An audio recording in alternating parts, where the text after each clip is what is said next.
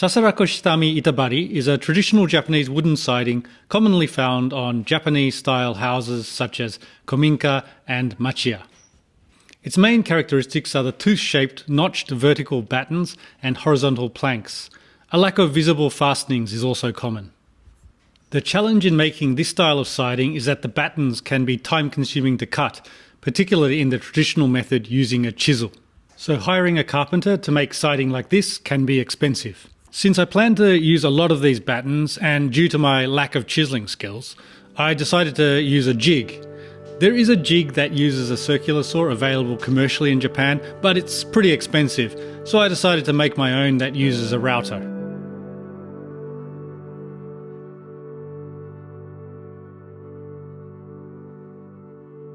The siding turned out well, but I recommend the second version, which I'll show you next, which can cut 6 battens at a time and uses a sled. This version was actually easier to use and didn't take much more time to cut a row of notches than the 2 batten version, so it saved a lot of time overall. Note that the jig is not adjustable, as I'm using planks and battens of the same dimensions for all of my walls.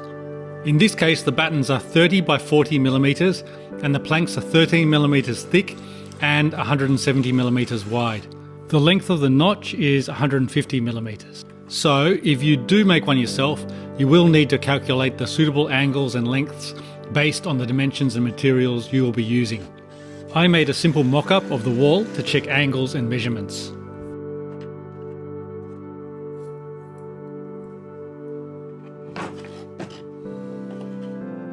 The key is to make sure you get the angles and router depth right, which may take a little trial and error. I did most of this on the first version of the jig shown here.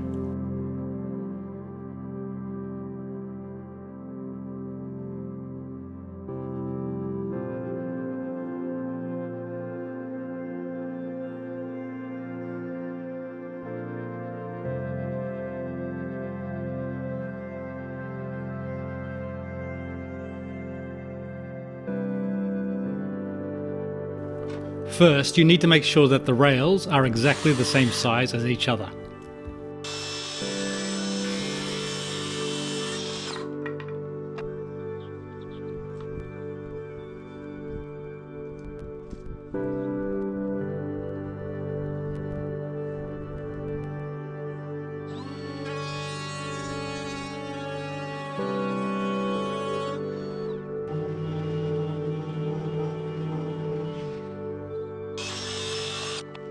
The base of the sled needs to be thick enough so that there is no give when you slide your router along it.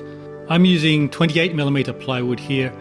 I don't think you need it this thick, it was just wood that I already had lying around. In fact, I think a little bit thinner might be better, as it will mean that your router depth will need to be greater the thicker the wood is.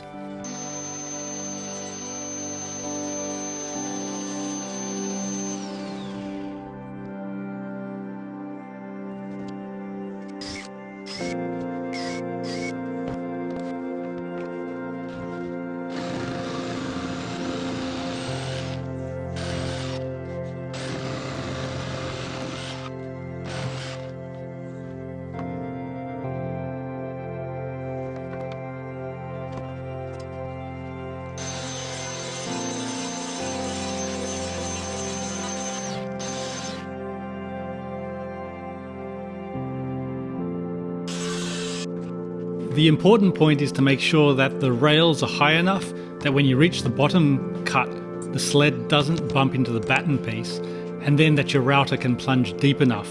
So I initially didn't make the rails high enough, so all I'm doing is putting in another layer of wood to raise them slightly.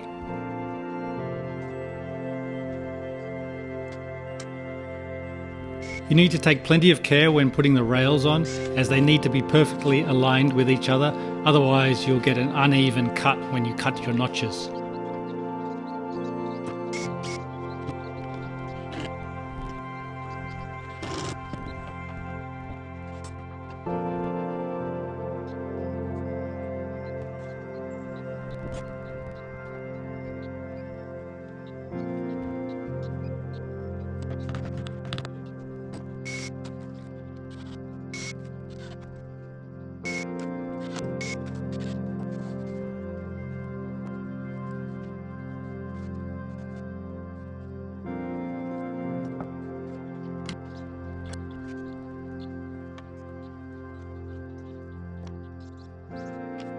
I'm using dowels as stoppers for the sled, particularly with the bottom row of dowels. You need to get that perfectly square to the sled and the rails, otherwise you're not going to get a straight cut on the notches. The top pair of dowels don't need to be as accurate, as you'll be cutting through that level anyway.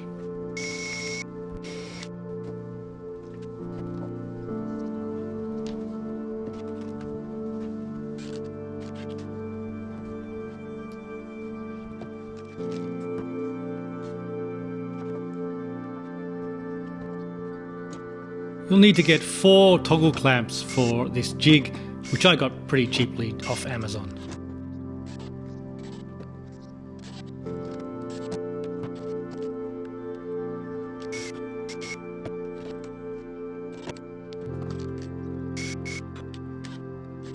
Maybe not necessary, but I'm just using wood wax that I already had to make it easier to slide the router along the sled.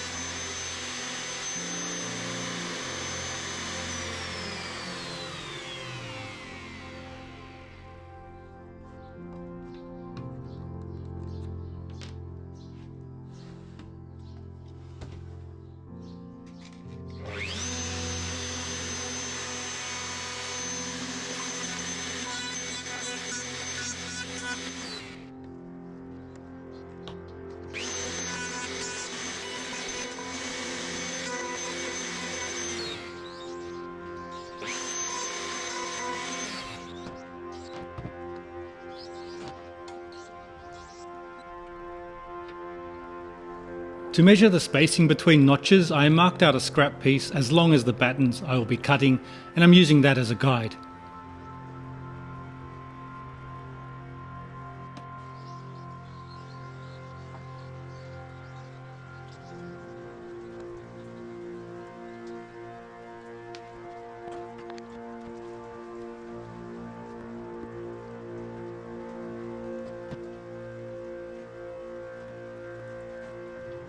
I then align the mark to the edge of the rails each time I cut a row of notches. This point will depend on the dimensions of the rails and may require some trial and error on a test piece the first time you use the jig, but after that it's smooth sailing as long as you keep using the same dimension of materials.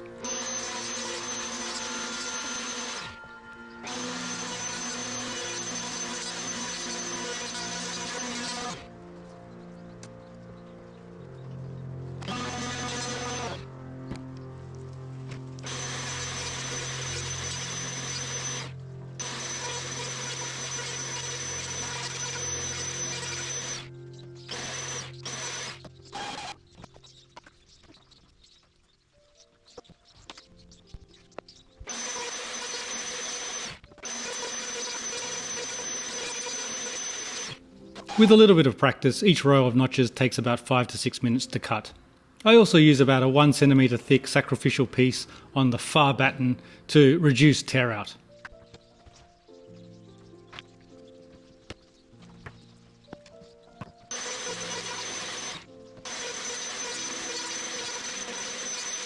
So you can see the top pair of dowels are removable, so after cutting the top section of the notch, I move the sled down to cut the bottom section.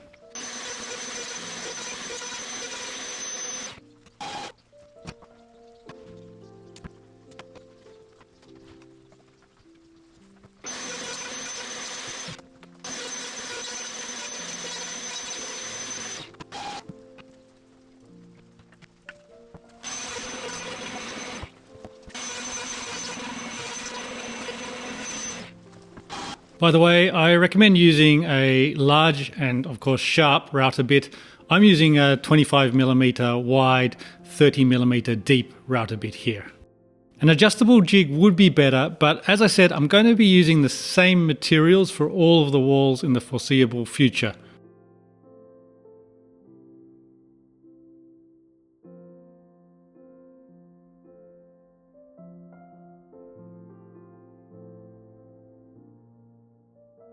assembling the wall, I prefer to, when possible, fasten from behind and attach the siding as one large panel. I make sure that the boards are cupped away from the batten so that I can then just use one screw that pushes the board down into the batten and reduces the chances of the board splitting compared to if I were to use two screws.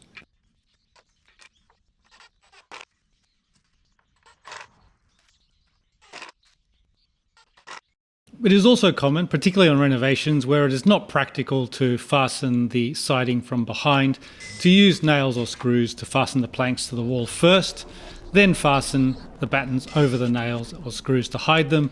Of course, the fastenings for the Sasarako battens will then be visible, but it can still look attractive if spaced out, and using something like round-headed nails or using dowels to cover up the screw holes.